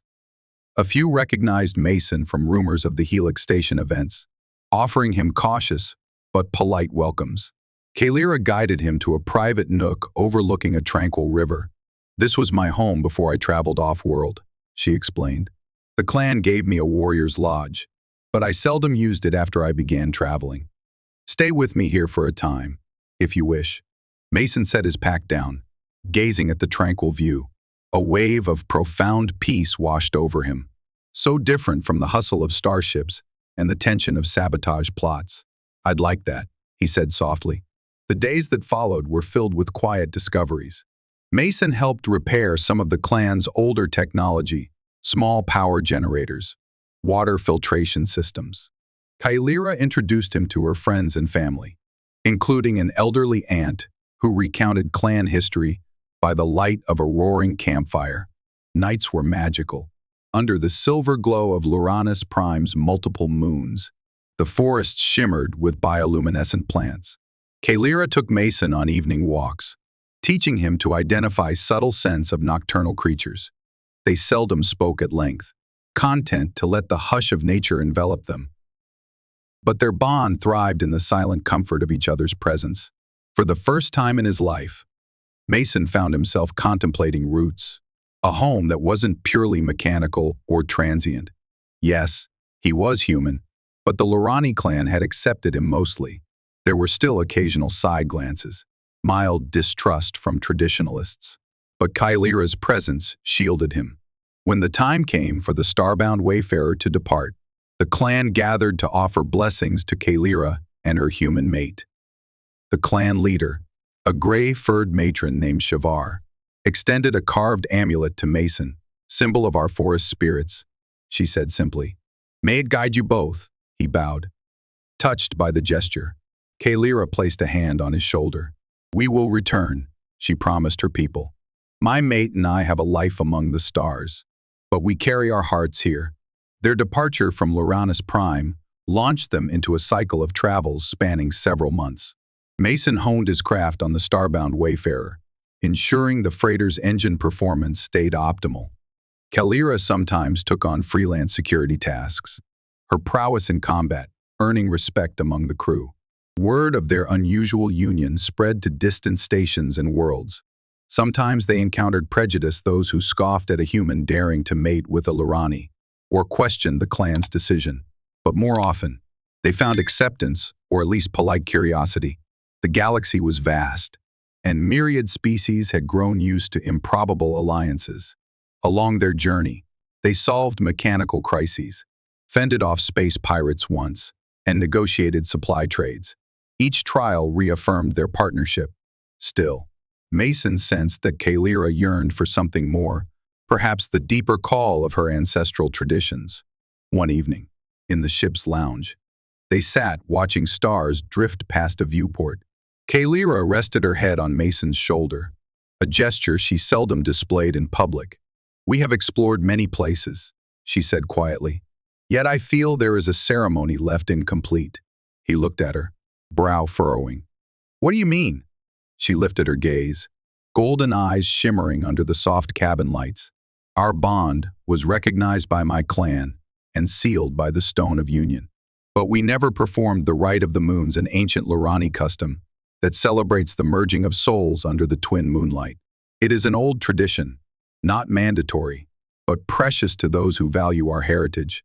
Mason listened intently. "Is it something you want?" Her ears flicked in a gesture of mild embarrassment. "Yes, I would like to share it with you, if you are willing." A gentle warmth spread through him. "Then let's do it." They reached out to the captain, requesting a brief detour to Uranus Prime at the next feasible jump. The captain, though gruff, thought agreed Mason was too valuable a crew member to refuse outright. "Just don't linger. We have deadlines," she said. Thus, they returned to the lush world, touching down near the clan's settlement once more. The nights were growing longer, a seasonal shift that brought cooler air and a mystical hush to the forests. Kaelira led Mason deep into the woodlands. Beyond the village lights, they came upon a clearing ringed by ancient stones. Moonlight filtered through the canopy, illuminating a patch of mossy ground. Kaelira guided him to the center, where a small altar stood, carved with patterns of intertwined wolves and celestial bodies. "This is where the Rite of the Moons is performed," she whispered, reverence filling her voice. "We stand beneath the twin moons when they rise and speak vows of unity. It is said that in the moonlight, our spirits are laid bare, forging a connection beyond words." Mason nodded, heart pounding with a curious blend of anticipation and serenity. He glanced at the sky, where the first of the twin moons rose silver and radiant, casting elongated shadows on the clearing.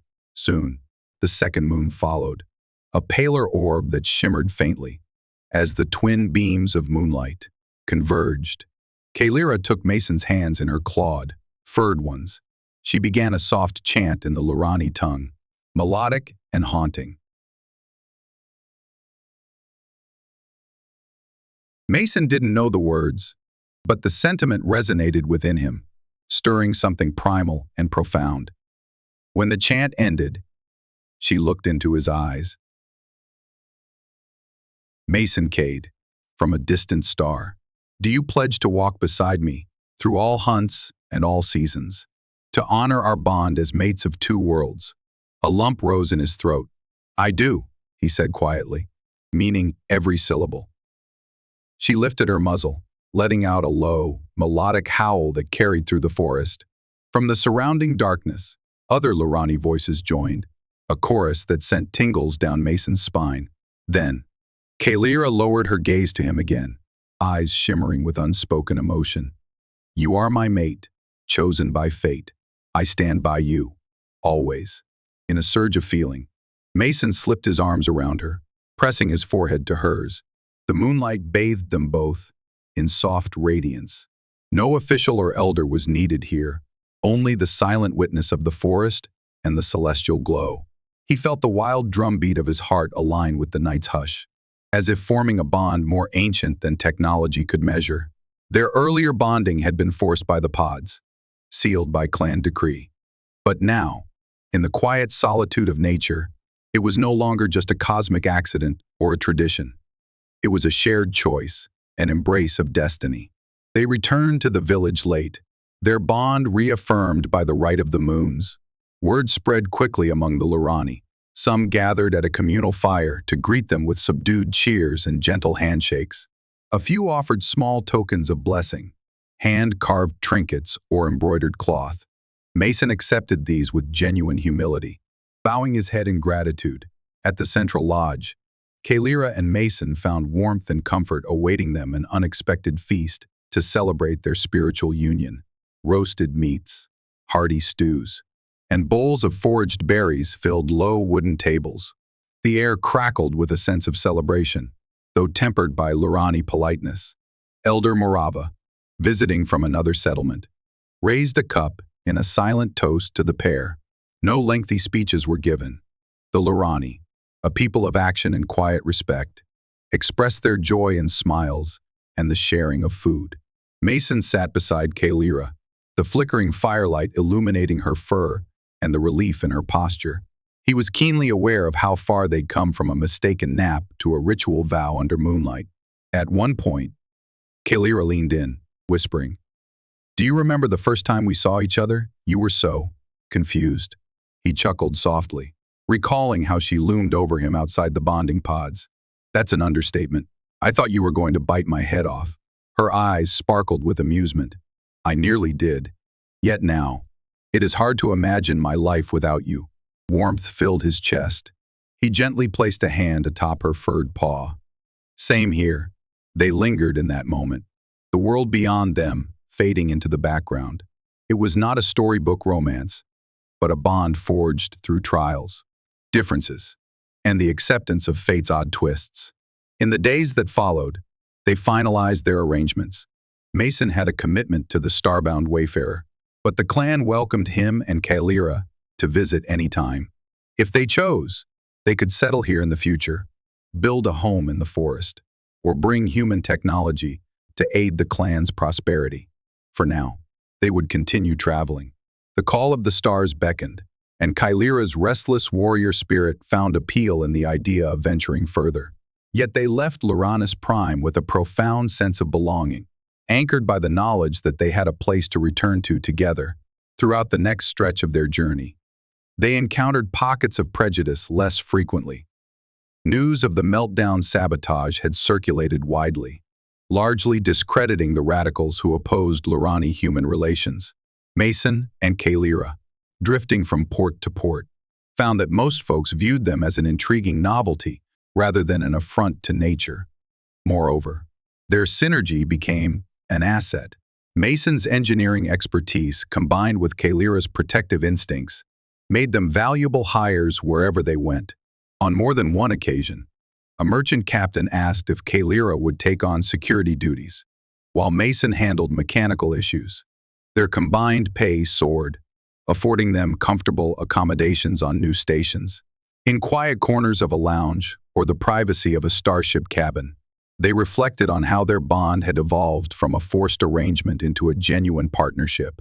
Kaelira, once reserved in her affections, now showed small acts of tenderness, letting her muzzle rest against Mason's shoulder, or lightly clasping his hand in front of others. For his part, Mason grew more at ease with her Lorani idiosyncrasies, her keen sense of smell, her occasional growls of frustration, her unwavering loyalty. Despite their closeness, they still encountered challenges. A skirmish with rogue pirates in an asteroid field tested Kaelira's combat prowess, and left Mason in a cold sweat as he tried to evade the pirates' magnetized harpoons. In a different starport, unscrupulous brokers attempted to cheat them out of wages, forcing them to rely on cunning negotiation and a subtle display of Kaelira's claws to secure fair payment. Each tribulation only reinforced the trust they shared. They came to depend on each other's strengths, bridging the gap between their worlds with every shared laugh, every narrow escape. After nearly a year of wandering, the starbound wayfarer concluded its main trading circuit, returning to Helix Station for a final layover. When Mason and Kaelira disembarked, a wave of nostalgia swept through them. This was the place where everything began: the sleep festival, the accidental bonding pods, the confrontation with Zathorn. They strolled through familiar corridors, noticing subtle changes. Some new shops had opened, the festival advertisements were toned down, and the Lurani presence seemed smaller. Still, Helix Station retained its bustling energy and kaleidoscope of species. Kaelira gazed around, tail swishing in memory. Who would have thought that stepping into a bonding pod would lead to so much change? Mason chuckled, slipping an arm around her. Certainly not me. I just wanted a nap. They wandered toward the area where the fateful pods were housed. The caretaker's kiosk still stood, though the attendant was different now, a robust, blue-skinned alien who looked bored. Mason approached, half out of curiosity. "Are the bonding pods still in use by the Lurani?" he asked. The attendant shrugged. "Not so much. They have a reduced presence these days, but the pods remain, if folks want an immersive experience." Kaelira smirked at Mason. "Care for another nap?" He grinned. "I think I've had enough unusual naps for one lifetime." They moved on, eventually reaching a vantage point overlooking the star-dappled void.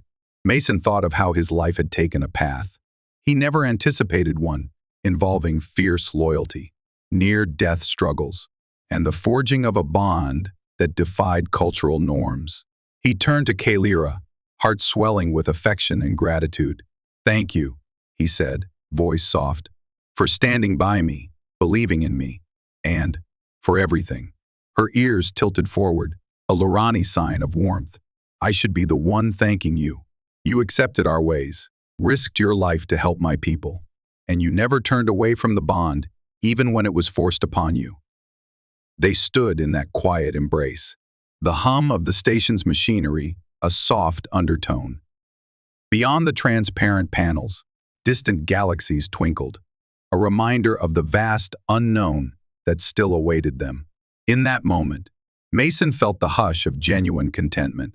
Their story had begun with an accident, shaped by ancient tech, threatened by sabotage, and proven through trials both physical and emotional.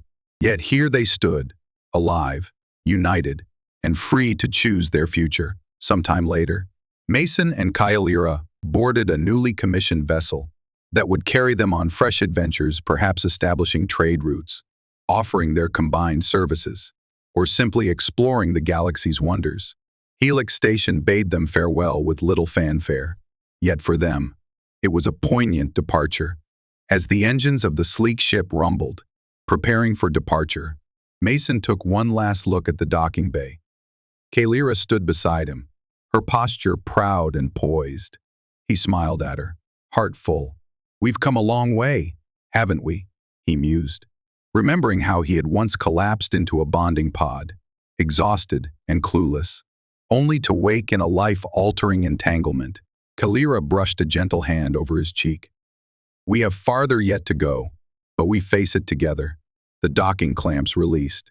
The ship rose and slipped into the station's exit corridor, guided by pulsing beacon lights. In moments, they emerged into open space, the swirl of cosmic color all around. With a surge of the FTL drive, the stars stretched into streams of light. They vanished into hyperspace, leaving Helix Station and the improbable beginning of their bond behind. But the memory of that festival, that fateful nap, and every trial that followed, remained in their hearts. They had forged a connection that transcended species and tradition, a union sealed by ancient technology, tested by conflict, and affirmed by choice under moonlit forests. And in the great tapestry of the cosmos, their story had only just begun, happily, albeit unexpectedly bound for life. Mason Kade and Kaelira, the Lurani warrior, ventured forth, hand in claw, side by side, ready to face whatever wonders and challenges the galaxy would bring.